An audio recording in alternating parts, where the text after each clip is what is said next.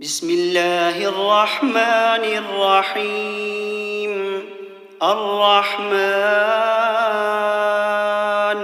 علم القرآن خلق الإنسان علمه البيان. الشمس والقمر بحسبان والنجم والشجر يسجدان. والسماء رفعها ووضع الميزان ألا تطغوا في الميزان وأقيموا الوزن بالقسط ولا تخسروا الميزان. والأرض وضعها للأنام فيها فاكهة والنخل ذات الأكمام والحب ذو العصف والريحان. فبأي آلاء ربكما تكذبان؟ خلق الإنسان من صلصال كالفخار وخلق الجان من مارج من نار. فبأي آلاء ربكما تكذبان؟ رب المشرقين ورب المغربين فبأي آلاء ربكما تكذبان؟ مرج البحرين يلتقيان بينهما برزخ لا يبغيان. فبأي آلاء ربكما تكذبان؟ يخرج منهما اللؤلؤ والمرجان. فبأي آلاء ربكما تكذبان؟ وله الجوار المنشآت في البحر كالأعلام. فبأي آلاء ربكما تكذبان؟ كل من عليها فان ويبقى وجه ربك ذو الجلال والإكرام. كل من عليها فان ويبقى وجه ربك ذو الجلال والإكرام. فبأي آلاء ربكما تكذبان؟ يسأله من في السماوات والأرض كل يوم هو في شأن. فبأي آلاء ربكما تكذبان؟ سنفرغ لكم أيها الثقلان. فبأي آلاء ربكما تكذبان؟ يا معشر الجن والإنس إن استطعتم أن تنفذوا من أقطار السماوات والأرض فانفذوا لا تنفذون إلا بسلطان. فبأي آلاء ربكما تكذبان؟ يرسل عليكما شواظ من نار ونحاس فلا تنتصران. فبأي آلاء ربكما تكذبان؟ فإذا انشقت السماء فكانت وردة كالدهان. فبأي آلاء ربكما تكذبان؟ فيومئذ لا يسأل عن ذنبه إنس ولا جان. فبأي آلاء ربكما تكذبان؟ يعرف المجرمون بسيماهم فيؤخذ بالنواصي والأقدام فبأي آلاء ربكما تكذبان هذه جهنم التي يكذب بها المجرمون يطوفون بينها وبين حميم آن فبأي آلاء ربكما تكذبان ولمن خاف مقام ربه جنتان فبأي آلاء ربكما تكذبان ذواتا أفنان فبأي آلاء ربكما تكذبان فيهما عينان تجريان فبأي آلاء ربكما تكذبان فيهما من كل فاكهة زوجان فبأي آلاء ربكما تكذبان متكئين على فرش بطائنها من استبرق وجنى الجنتين دان فبأي آلاء ربكما تكذبان فيهن قاصرات الطرف لم يطمثهن إنس قبلهم ولا جان فبأي آلاء ربكما تكذبان كأنهن الياقوت والمرجان فبأي آلاء ربكما تكذبان هل جزاء الإحسان إلا الإحسان فبأي آلاء ربكما تكذبان ومن دونهما جنتان فبأي آلاء ربكما تكذبان مدهامتان فبأي آلاء ربكما تكذبان فيهما عينان نضاختان فبأي آلاء ربكما تكذبان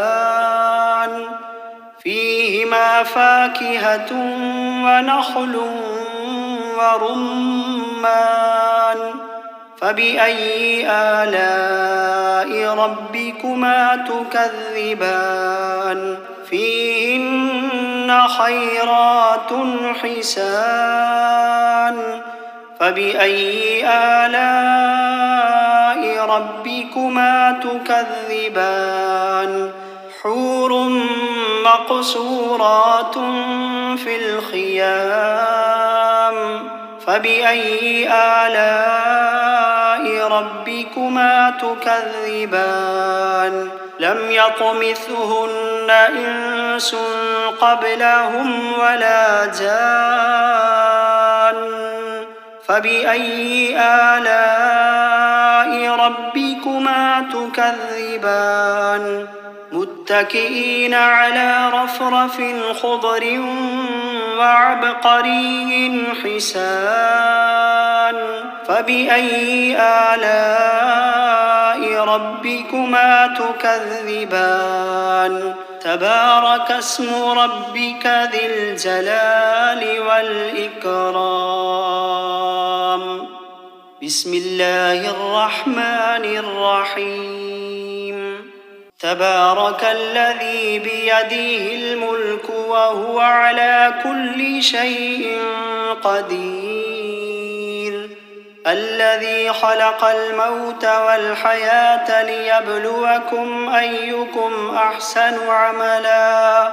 وهو العزيز الغفور الذي خلق 7 سماوات طباقا ما ترى في خلق الرحمن من تفاوت فارجع البصر هل ترى من فتور ثم ارجع البصر كرتين ينقلب إليك البصر خاسئا وهو حسير ولقد زينا السماء الدنيا بمصابيح وجعلناها رجوما للشياطين وأعتدنا لهم عذاب السعير وللذين كفروا بربهم عذاب جهنم وبئس المصير إذا ألقوا فيها سمعوا لها شهيقا وهي تفور تكاد تميز من الغيظ كلما ألقي فيها فوج سألهم خزنتها ألم يأتكم نذير قالوا بلى قد جاءنا نذير فكذبنا وقلنا ما نزل الله من شيء إن أنتم إلا في ضلال كبير وقالوا لو كنا نسمع أو نعقل ما كنا في أصحاب السعير فاعترفوا بذنبهم فسحقا لأصحاب السعير إن الذين يخشون ربهم بالغيب لهم مغفرة وأجر كبير وأسروا قولكم أو اجهروا به إنه عليم بذات الصدور ألا يعلم من خلق وهو اللطيف الخبير هو الذي جعل لكم الأرض ذلولا فامشوا في مناكبها وكلوا من رزقه وإليه النشور أأمنتم من في السماء أن يخسف بكم الأرض فإذا هي تمور أم أمنتم من في السماء أن يرسل عليكم حاصبا فستعلمون كيف نذير ولقد كذب الذين من قبلهم فكيف كان نكير أولم يروا إلى الطير فوقهم صافات ويقبض ما يمسكوهن إلا الرحمن إنه بكل شيء بصير أمن هذا الذي هو جند لكم ينصركم من دون الرحمن إن الكافرون إلا في غرور أمن هذا الذي يرزقكم إن أمسك رزقه بل لجوا في عتو ونفور أفمن يمشي مكبا على وجهه أهدى أمن يمشي سويا على صراط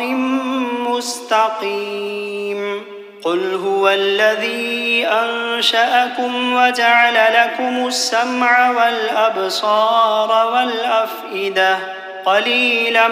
ما تشكرون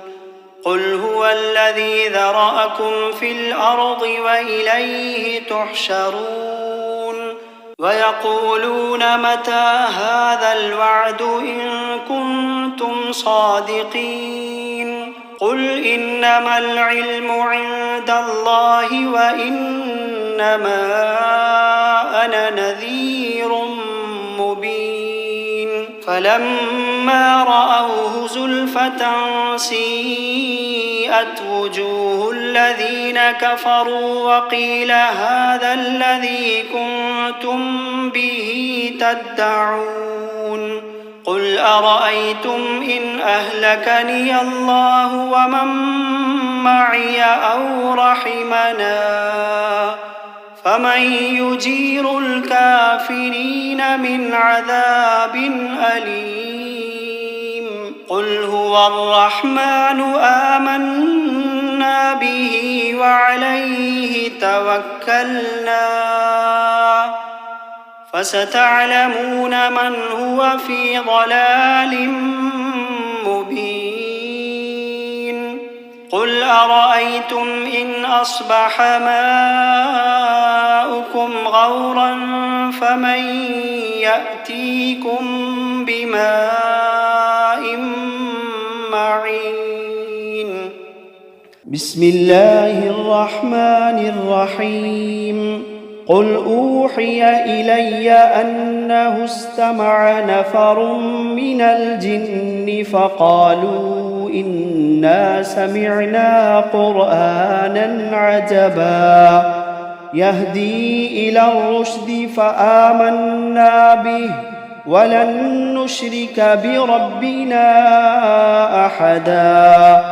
وأنه تعالى جد ربنا ما اتخذ صاحبة ولا ولدا وأنه كان يقول سفيهنا على الله شططا وأنا ظننا أن لن تقول الإنس والجن على الله كذبا وأنه كان رجال من الإنس يعوذون برجال من الجن فزادوهم رهقا وأنهم ظنوا كما ظننتم أن لن يبعث الله أحدا وأنا لمسنا السماء فوجدناها ملئت حرسا شديدا وشهبا وأنا كنا نقعد منها مقاعد للسمع فمن يستمع الآن يجد له شهابا رصدا وأنا لا ندري أشر أريد بمن في الأرض أم أراد بهم ربهم رشدا وأنا منا الصالحون ومنا دون ذلك كنا طرائق قددا وأنا ظننا أن لن نعجز الله في الأرض ولن نعجزه هربا وأنا لما سمعنا الهدى آمنا به فمن يؤمن بربه فلا يخاف بخسا ولا رهقا وأنا منا المسلمون ومنا القاسطون فمن أسلم فأولئك تحروا رشدا وأما القاسطون فكانوا لجهنم حطبا وأن لو استقاموا على الطريقة لأسقيناهم ماء غدقا لنفتنهم فيه ومن يعرض عن ذكر ربه يسلكه عذابا صعدا وأن المساجد لله فلا تدعوا مع الله أحدا وأنه لما قام عبد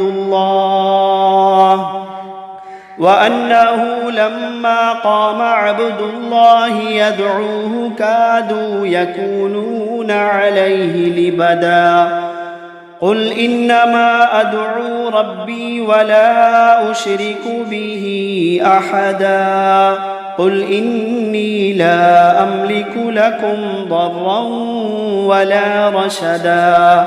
قل إني لا أملك لكم ضرا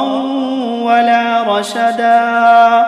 قل إني لن يجيرني من الله أحد قل إني لن يجيرني من الله أحد ولن أجد من دونه ملتحدا إلا بلاغا من الله ورسالاته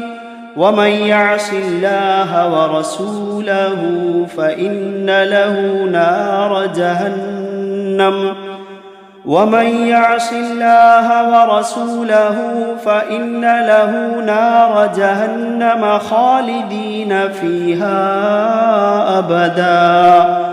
حتى إذا رأوا ما يوعدون فسيعلمون من أضعف ناصرا وأقل عددا قل إن أدري أقريب ما توعدون أم يجعل له ربي أمدا عالم الغيب فلا يظهر على غيبه أحدا إلا من ارتضى من رسول فإنه يسلك من بين يديه ومن خلفه رصدا ليعلم أن قد أبلغوا رسالات ربهم وأحاط بما لديهم وأحصى كل شيء عددا